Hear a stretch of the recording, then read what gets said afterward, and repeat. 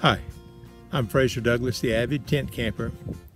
In this video, I want to talk about how to find the best campgrounds, even in areas of the country that you've never visited before. First, let's define the best campgrounds. Camping enthusiasts have different definitions of a good campground, but most define it as a safe and clean camping area that has basic amenities, large level shady campsites, and plenty of recreational opportunities. For more information about features that define good campgrounds, please visit my website, www.basictentcamping.com. When you're looking for a good campground in an unfamiliar region of the country, it's not always easy to tell the good campgrounds from the bad campgrounds. As a general rule, most federal and state properties have reasonably nice campgrounds, but county, municipal, and private campgrounds vary considerably. Some are nice, but many are nasty and unsupervised. One sign of a good campground is they charge a camping fee of at least $10 a night. Some of the nicest campgrounds may charge up to $50 a night. If a campground is free or only costs a few dollars, the odds are they do not have good security, they do not have nice bathrooms, and they may not have drinking water. A second sign of a good campground is they have at least 25 campsites, and these campsites are almost full every summer weekend. I prefer campgrounds that have over 75 campsites and are usually full, but occasionally I will spend the night at a campground that has between 25 and 75 campsites. Once you understand the definition of a good campground, the next step is to identify all of the good campgrounds within a 200-mile radius of your home. Now, I say 200-mile radius because you can easily drive 200 miles after work on Friday and enjoy a nice camping weekend.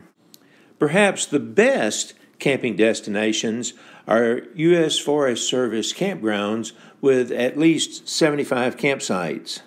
These are safe, secure, clean, and groomed campgrounds with large, level, shady, spaced campsites and clean bathrooms with showers and flush toilets. Many sites have elevated tent pads and electrical service. These U.S. Forest Service properties are usually identified on state highway maps with green shading, but the best campgrounds may not be apparent. To identify the best U.S. Forest Service campgrounds, go to the U.S. Forest Service Campground Directory, click on National Forest and Campgrounds, and you will find a list of all National Forest campgrounds organized by state and property name. Within 200 miles of my home, there are 9 very nice U.S. Forest Service campgrounds. U.S. Army Corps of Engineers also have some very nice campgrounds.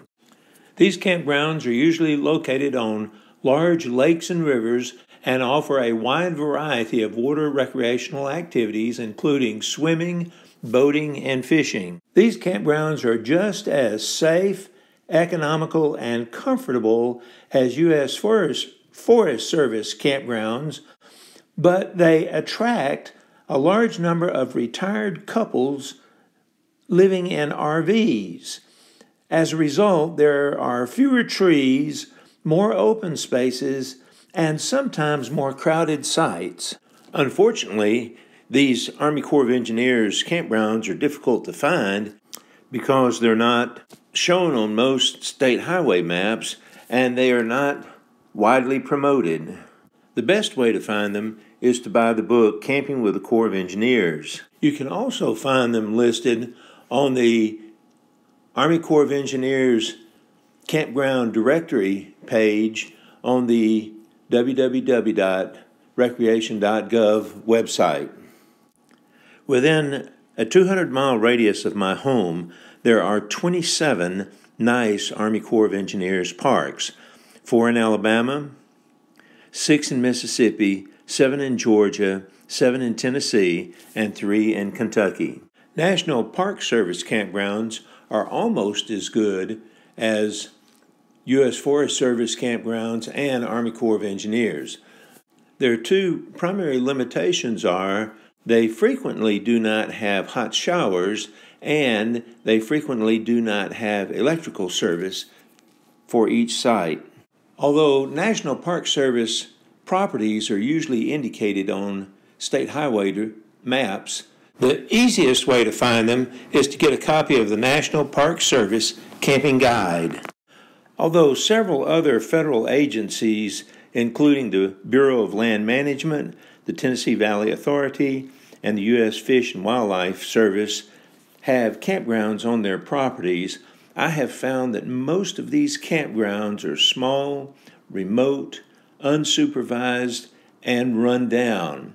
They frequently do not have nice bathrooms, and they do not have good overnight security, and so I typically avoid them.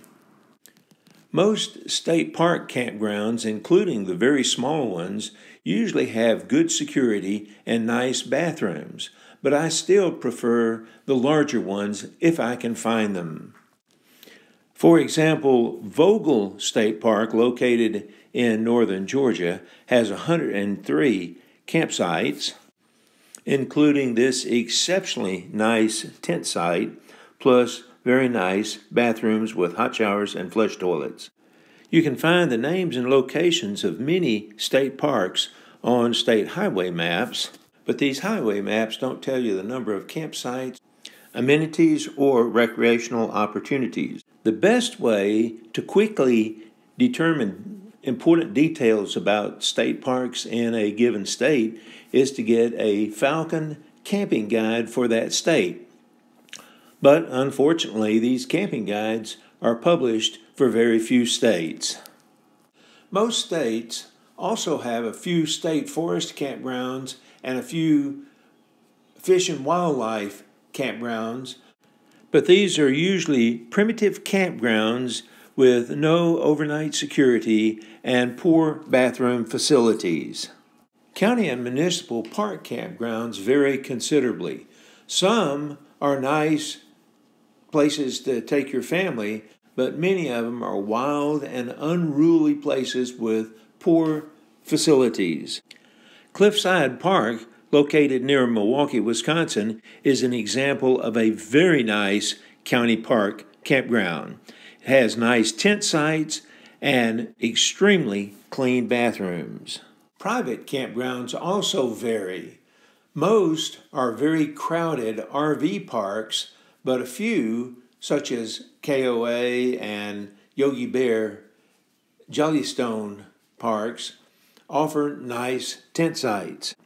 To find private campgrounds with tent camping accommodations, you might want to check Woodall's campground directory or search the internet for campgrounds located near a particular town.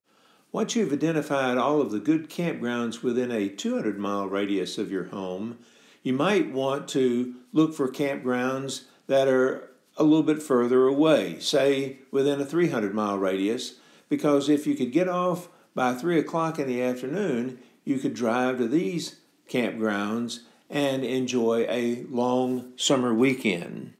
Or you may want to plan a vacation in another state, such as southeastern Texas, and want to find the good campgrounds in that region.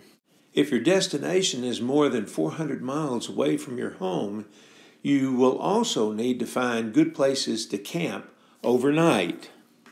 The best way to identify good places to camp along a particular highway route is to use Woodall's North American Campground Directory. But when you use this directory, you'll need a large, flat surface, such as a tabletop, because you'll have to flip tissue-thin pages back and forth several dozen times. One last resource for finding good campgrounds is the Best in Tent Camping series. One of these little books has been published for almost every state now.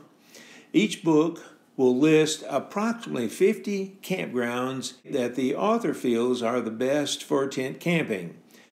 Unfortunately, these books tend to emphasize small, remote, and unsupervised campgrounds rather than large, popular campgrounds that I prefer. Nevertheless, you can still find a lot of good information about some popular campgrounds in each state. In summary, if you'll select state or federal campgrounds that have at least 25 campsites, preferably 75 campsites, you should be fairly safe and comfortable during your camping trip. For information about the best campgrounds in the Lake Michigan states, you may want to get a copy of my family camping guide to Wisconsin, Michigan, Illinois, and Indiana. For more information about trip planning, please read my book, Basic Tent Camping, and visit my Facebook page, Modern Tent Camping. Remember, take more trips, travel further, visit more attractions, and save money. Go tent camping.